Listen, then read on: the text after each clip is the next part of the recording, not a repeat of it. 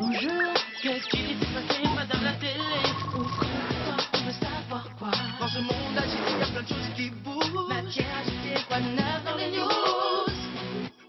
Bonjour, bienvenue dans les news. Alors comme hier, je suis à Copenhague, la capitale du Danemark, pour vous parler du sommet mondial du climat. Il y a ici des chefs d'État de nombreux pays, des scientifiques, mais aussi des associations de défense de l'environnement. Nous espérons qu'ils vont prendre des décisions pour stopper le réchauffement climatique de notre planète. Mais tout de suite, notre séquence zapping.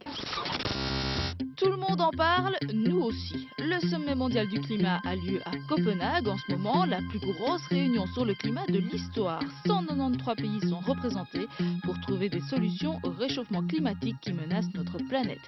Mais attention, à vous tous qui êtes rassemblés là sur les images, il ne faut pas seulement parler du climat, il faut surtout faire quelque chose.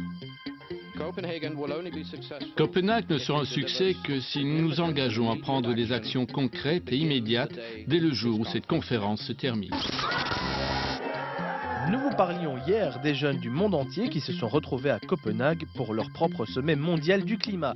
Et bien justement, ils ont rencontré les responsables du grand sommet et ils ont pu ainsi faire entendre la voix des jeunes et leur espoir de voir les chefs d'État prendre les bonnes décisions pour préserver l'avenir de notre planète. Ne laissons pas tomber la Terre. Ah, les éoliennes, une bonne façon de produire de l'électricité sans polluer. Et en mer, des éoliennes, il y en a de plus en plus. Elles appartiennent à différents pays. Alors la Belgique s'est arrangée pour mettre un petit peu d'ordre dans tout ça. Grâce à elle, 10 pays ont signé un accord. Ils vont désormais travailler ensemble et partager l'électricité produite par toutes ces éoliennes. Il fait de plus en plus chaud et ces crétins de soigneurs animaliers de notre parc situé au Japon n'ont rien trouvé de mieux que de nous habiller en Père Noël. Non mais franchement, vous trouvez ça drôle, vous ? Vous vous posez aussi certainement beaucoup de questions par rapport au réchauffement climatique. C'est le cas des élèves de notre classe News de l'école Saint-Ursule à Namur. Ils ont interrogé un spécialiste. Le réchauffement climatique et l'avenir de la planète, c'est sûr, ça soulève plein de questions chez les élèves de l'école Saint-Ursule de Namur. Et parmi celles-ci, les news en ont retenu 4, des questions auxquelles répond Jean-Pascal Vanniperzel, le plus grand spécialiste belge du climat. Des deux pôles, quel est celui le plus menacé? Au pôle Nord, on trouve un océan qui est recouvert d'une fine couche de glace, quelques mètres d'épaisseur, qui est en fait de l'eau de mer gelée. Alors comme c'est une fine couche de glace, elle est très fragile, il suffit d'une petite hausse de température pour qu'elle fonde, en tout cas en été ou en automne. Et par contre, au pôle Sud, la situation est tout à fait différente.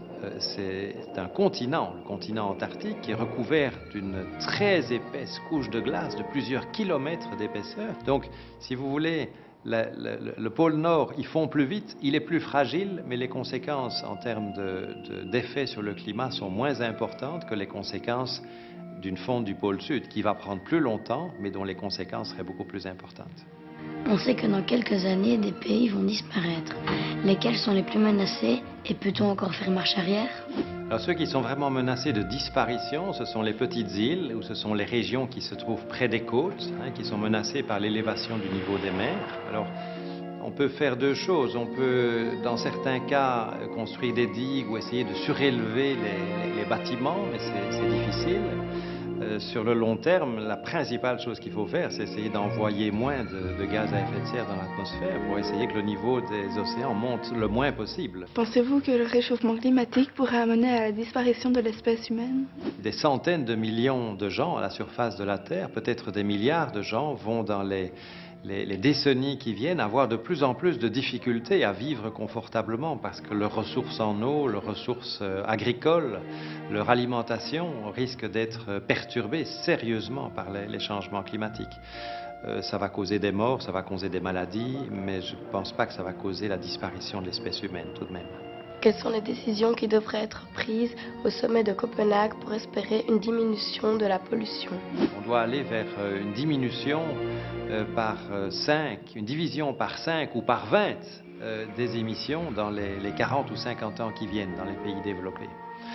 Mais il faut aussi aider les pays en développement qui subissent les impacts des changements climatiques. Il faut leur donner des moyens financiers pour payer en quelque sorte les dégâts qui résultent, qui viennent de la pollution, qui vient très largement des pays développés.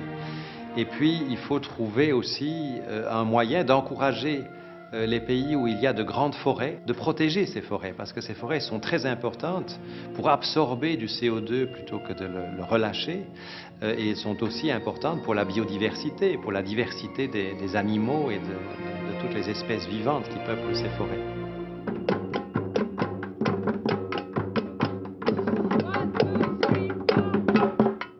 Alors il n'y a pas que les grands chefs d'État qui se rassemblent à Copenhague, il y a aussi beaucoup d'associations de défense de l'environnement. C'est le cas de Greenpeace. Pourquoi êtes-vous ici?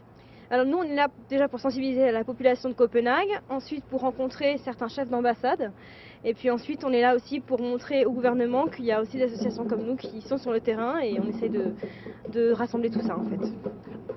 La grande préoccupation, c'est évidemment le réchauffement climatique. On l'a vu, il y a la fonte des glaciers qui est très alarmante. Est-ce que vous avez des solutions concrètes à proposer? Il faudrait enrayer le réchauffement climatique donc, qui s'est mis en marche, donc, qui repose surtout sur les émissions de gaz à effet de serre dues à l'activité humaine, donc qui sont excessives.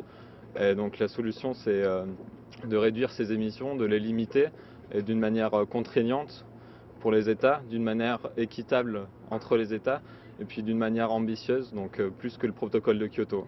Alors avez-vous d'autres propositions?